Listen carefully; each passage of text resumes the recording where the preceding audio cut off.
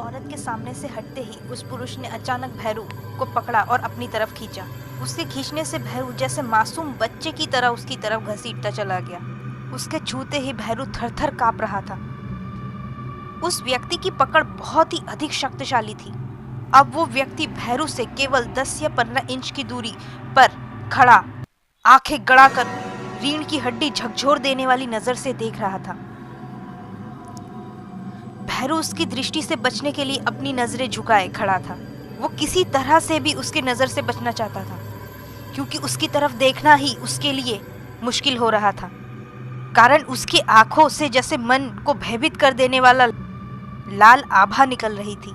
इतने में उससे अपनी तरफ ना देखते हुए उस पुरुष ने बड़े भयानक आवाज में उसको कहा, हमारी तरफ देख भैरू, देख। उसकी आवाज सुनते ही भैरू भीतर तक कांप उठा और अपने शरीर की सारी ताकत इकट्ठा कर उसके हाथ को झटकते हुए, मैं नहीं देख सकता, छोड़ो मुझे, छोड़ो। बार बार अपनी हाथ झटकते हुए अचानक उसने उस व्यक्ति से अपना हाथ छुड़ा लिया और बिना समय गवाए तुरंत पीछे की तरफ मुड़ गया और बड़ी तेजी से भागा। पर वो वहां से कुछ दूरी पर गया ही था कि अचानक उसके कमर पर एक भयानक तेज लात पड़ी। वो लात ऐसी थी जैसे भैरू के शरीर के पूरी हड्डियों का चूरा कर दिया हो। वो गला फाड़ कर चीखा, आ!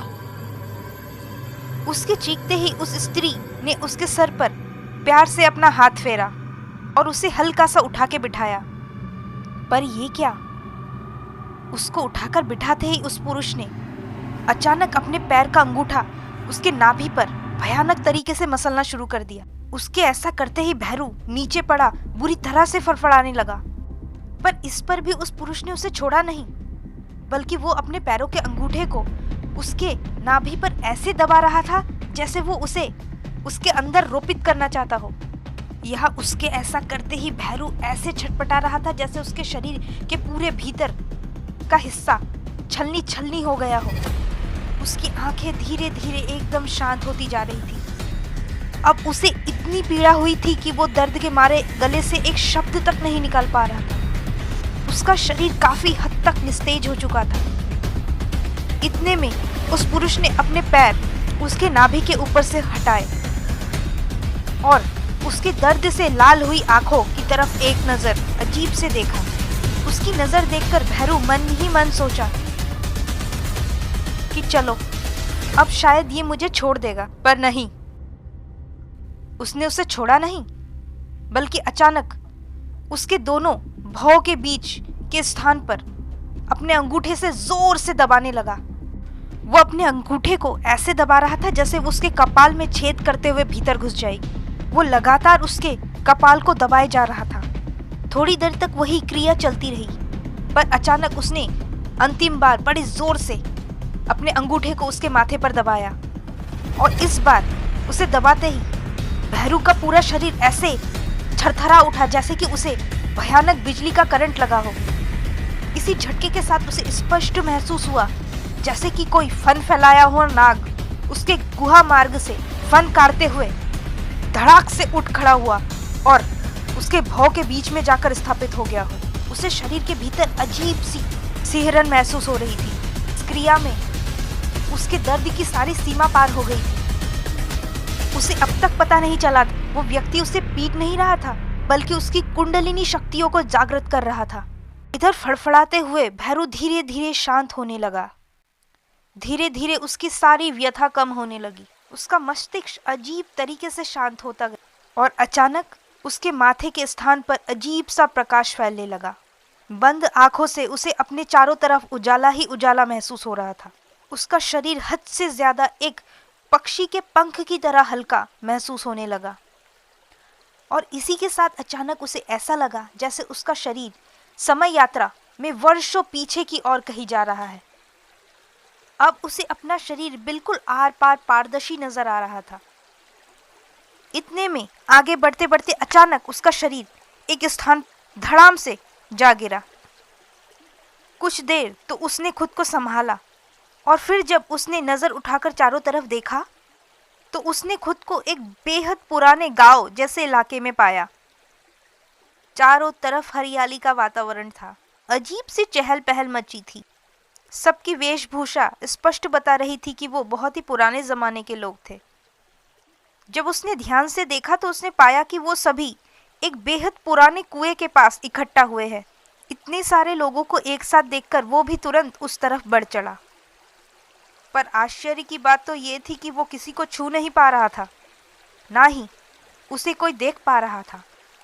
खैर, वो वहां पहुंचा तो उसे अजीब से रोने की आवाजें आ रही थी, जो कि वहां नीचे बैठी एक महिला की थी। वो आवाजें सुनने में काफी व्यथित, कर्कश और भयानक सी लग रही थी। फिर भी हिम्मत करते हुए वो आगे बढ़ा, पर वहां पहुंचकर जो उसने देखा वो काफी मस्तिष्क हिला देने वाला दृश्य था। वहां कुएं के पास एक बिल्कुल कम उम्र का युवक, जो कि उम्र में शायद उससे भी कम था, उसका शव पड़ा था। उसने देखते ही अंदाजा लगा लिया था कि ये शव बिल्कुल निर्वस्त्र था और जहां से उसके हाथ पैर बाहर निकले थे वो सारे नीले पड़ चुके थे। अजीब सी बात थी, पर कभी उसको देखकर ऐसा लग रहा था कि उसकी मृत्यु किसी सांप के काटने से हुई है, तो कभी ऐसा लगता कि किसी स्त्री के विशेष संपर्क में आने से उसकी मौत हुई है। पर यह कैसे संभव था? और अगर ऐसा ही हुआ है तो उसके शरीर का रंग कैसे बदल गया? उसकी आंखें इस समय दिखने में बहुत ही सर्द और भयानक थी। वो फटकर खुली हुई थी, जिसे देखते ही उसके मरते समय आंखों में उभरी भयंकर पीड़ा शरीर में अजीब सी सिहरन उत्पन्न कर रहा था। समझना मुश्किल था कि उसके साथ आखिर हुआ क्या था। इतने में कोई स्त्री रोती हुई चिल्लाई, कपालिक बाबा ने ठीक कहा था, हमें उस नागिन पर भरोसा नहीं करना चाहिए था। उस नागिन को महादेव का दूत समझकर उसे यहाँ से मारने और भगाने की जगह हमने उसकी पूजा की। देखो उसने क्या कर दिया। अरे नागिन तो अपने बच्चे खा जाती है, तो फिर हमारे बच्चे कैसे छोड़ देती? अपनी हवस बुझाई है उसने हमारे बेटों के साथ, और वो भी इतना भयानक कि लड़के की मौत हो गई और उनके शरीर तक जहर से गलने लगी। पिछले 1 साल से लगभग 20 लड़कों के साथ ऐसा हो चुका है, और जिस पीड़ा के साथ उनकी मौत वहीं पर हो गई, वो भी इसी अपशगुनी कुएं के पास।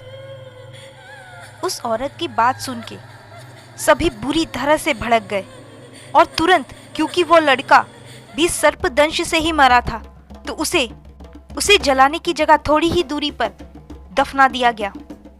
पर गांव वालों का गुस्सा भी शांत नहीं हुआ था। आज उन्होंने ठान लिया था कि बस बहुत हो गया, आज वो उस नागिन का अंत करके ही छोड़ेंगे। और इसी गुस्से से भरते हुए वो सभी अचानक उस कुएं में बड़े बड़े पत्थर उठाकर फेंकने लगे, क्योंकि सबको शुरू से ही पता था कि वो सर्पिणी इसी कुएं में तपस्या में लीन थी। कारण उसके होने का एहसास जब भी किया गया या उससे कोई भी आशीर्वाद मिला, वो यहीं पर मिला था। सारी स्त्रियां क्रूर नजरों से उस कुएं को घूर रही थी और गांव के सारे मर्द और गुस्साए नवयुवक अपने ही दोस्तों को इतनी बुरी तरह से खोने के गम में बड़े बड़े पत्थर उठाकर उस कुएं के भीतर डाल रहे थे। का गुस्सा देखकर भैरू भी हैरान और भयभीत एक कोने में खड़ा था। इतने में अचानक भैरू की नजर एक लड़के पर पड़ी, जिसे देखकर वो बिल्कुल हैरान सा रह गया। वो उस कुएं में सबसे सामने की तरफ खड़ा उस भीड़ का नेतृत्व कर रहा था और बड़े बड़े पत्थर उठाकर बड़ी क्रूरता से कुएं में फेंक रहा था। जानते हैं वो कौन था? वो कोई और नहीं, किसी अलग ही तरह की वेशभूषा में स्वयं भैरू था। उसको देखते ही भैरू के हाथ पैर अचानक कांप से उठे। वो हूबहू उसकी तरह दिखता था और वो बार बार पत्थर डालते हुए चिल्ला रहा था, बड़े बड़े पत्थर उठाओ और जोर से फेंको। याद रखना, यदि वो बच गई और उसकी तपस्या पूर्ण हो गई तो वो हम में से किसी को नहीं छोड़ेगी। उस नागिन ने हमारे दोस्त को मार दिया है, हम भी उसे जिंदा नहीं छोड़ेंगे। इस बार इतना कहते ही उसने सबसे बड़ा पत्थर उठाया और बड़ी जोर से कुएं पर फेंक मारा। और ये क्या, उस पत्थर को फेंकते ही अचानक सबके मुंह से चीख सी निकल गई। कारण उस पत्थर के कुएं पे पड़ते ही पूरा कुआं खून से लाल हो गया और अचानक एक घायल सांप की पूंछ बाहर की तरफ तैरती नजर आई। उस दृश्य को देखकर सभी सिहर से उठे और भैरू ने सबकी तरफ देखकर कहा, जल्दी करो और कुएं को जल्द से जल्द बंद करो और दफन कर दो इसे आज ही यहीं पर, वरना ये हमारे लिए भयानक साबित हो सकती थी। कुछ देर तक यही क्रिया चलती रही और फिर सारे दुखी गांव वाले धीरे धीरे अपने घर को चले गए। रात का समय था पर अपने दोस्त को खोने के गम में भैरू अभी भी जाग रहा था। पर ये क्या, इतने में उसे गांव का एक लड़का दूर जंगल की तरफ जाता दिखा। वो उस घोर जंगल में किसी बेहद खूबसूरत लड़की के पायलों की आवाज सुन लड़की का पीछा करते हुए आगे बढ़ने लगा। चारों दिशा धुंध में डूबी हुई थी। उस लड़की के शरीर से बेहद लुभावनी खुशबू हल्के हल्के छल्ले के रूप में उड़कर युवक के नथुनों से टकरा रही थी। उसकी कमर बेहद अदाओं से डोल रही थी। दर्शी कपड़े हवा में सरगोशी के साथ उड़ रहे थे। इतने में धीरे धीरे वो युवक उस लड़की का पीछा करते हुए उसी कुएं के पास जा पहुंचा। दृश्य पूरा बदल चुका था। भयानक कुएं की जगह वहां खूबसूरत उपवन और फव्वारे दिख रहे थे। पास में सफेद रंग का बहुत ही सुंदर सा बिछौना बिछा हुआ था। इतने में वो लड़की उस बिछौने के पास जाकर रुक गई और उसने उंगलियों के इशारे से उस लड़के को अपने पास बुलाया। धीरे धीरे वो लड़का उस लड़की के तरफ बढ़ने लगा। वातावरण में खुशबू और रुमानियत पूरी तरह से हावी होने लगी। चारों तरफ उड़ती धुंध ने एक अलग ही वातावरण तैयार कर रखा था और उसी के साथ अचानक वे दोनों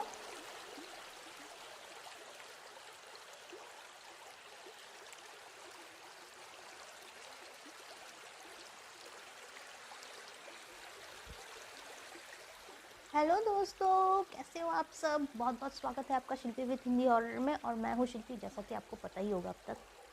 तो आज स्टोरी ने बिल्कुल अलग ही राग पकड़ ली है, वो तो आपको देख के पता ही चल गया होगा। एकदम डिफरेंट होने वाली है। जल्द ही स्टोरी का एंड करीब है। मुझे पता है, मैंने पहले ही बोला था कि स्टोरी जल्दी एंड होने वाली है, पर अब स्टोरी ने इतनी अच्छी राग पकड़ी है ना कि क्या बताऊँ। तो मैं तो सेटिस्फाई हूँ। और आपको पता है कि कोई भी काम अगर आप बंदा खुद सेटिस्फाई हो तो वो दूसरों को भी बहुत अच्छे से उसको रिप्रेजेंट कर सकता है। तो आप मुझे ये बताइए अब कि आपको ये पार्ट कैसा लगा, और लाइक करते जाइएगा क्योंकि लाइक करने से मुझे बहुत अच्छा लगता है। चैनल को सब्सक्राइब करना बिल्कुल मत भूलना। एंड पार्ट जो आने वाला है वो बहुत ही धमाकेदार आने वाला है, जल्दी से सब्सक्राइब कर दो मुझे। और हाँ, स्टोरी वर्ल्ड पे मैं नई नई स्टोरीज़ हमेशा डालती रहती हूँ, तो स्टोरी वर्ल्ड पे भी जाके विजिट करो। मैं लिंक डिस्क्रिप्शन में दे दूँगी। दूसरी बात, प्रतिलिपि पे जो मेरी स्टोरी है नरभक्षी, उसका एंड पार्ट आने वाला है। तो जो भी प्रतिलिपि के रीडर्स है वो तैयार हो जाइए एक बड़े धमाके के लिए। ऐसा सिचुएशन आ गया है कि सारी स्टोरीज़ के एंड होने वाले हैं, और वो अक्सर मैं धमाकेदार करने की कोशिश करती हूँ। तो मैं तो बहुत काम कर रही हूँ आजकल उसके पीछे कि आप लोगों को इम्प्रेस कर सकूँ। और आई एम वेरी सॉरी कि मैं थोड़ा लेट अपलोड कर रही हूँ video. I am sorry. Okay, चलिए फिर नेक्स्ट पार्ट में मिलते हैं। तब तक के लिए बाय बाय। सब अपना ध्यान रखना।